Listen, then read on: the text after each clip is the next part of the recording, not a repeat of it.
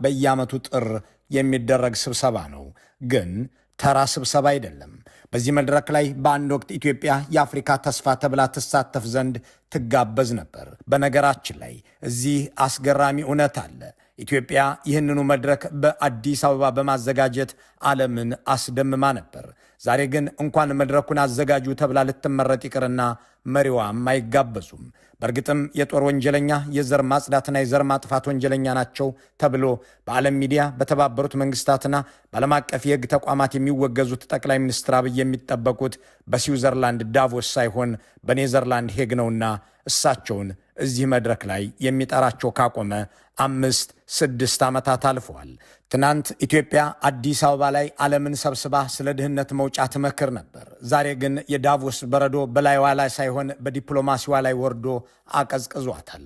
የብልጽግና ገዢዎች በዳቮስ ተራራ ላይ ከሀያላን ጋር ለመምከር ሳይሆን በወንጀል ተጠርጥረው ከታሪክ ጋር የሚሟገቱበት ዘመን ላይ ተፋጠዋል። እናም ኢትዮጵያ በሌለችበት መድረክ የኢትዮጵያን የደምና የላብ እንዲሁም የቁጭት ውጤት የሆነው የህዳሴ ግድብ ሲብጠለጠሉ ውሏል። እንኳን የርዕዮተ ዓለም አቅርቦ የሚከራከር አቅም ያለው መሪ ይቅርና የ100 ሚሊዮኖች ተስፋ ይሆናል ተብሎ የተገነባ ግድብም የዓለም የሰላም ስጋት ተደርጎ ሲነገር አረ እንደሱስ አይደለም የሚል ሰው የላትም።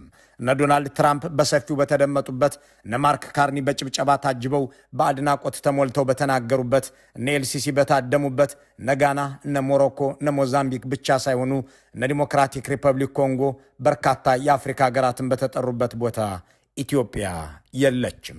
አብይ አህመድ አሊ የተባሉ ሰው በስልጣን ላይ እስካሉ ድረስ ዲፕሎማሲያዊ ኩስመናና ውድቀት ይቀጥላልና እዚያ ኢትዮጵያ የለችም። እንዳሞኖ የጠቅላይ ሚኒስትሩ አስደናቂ ንግግር የዓለምን ዓይንና ጆሮ ሰቅዘ ይዟል። ከዚያ በፊት ኢትዮጵያውያን መሪዎች በዚህ የዓለም ኢኮኖሚክ ፎረም የዳቮሱ መድረክ ላይ የነበራቸውን አንጸባራቂ ሚና በጥቂቱ ማስታወስ ያስፈልጋል።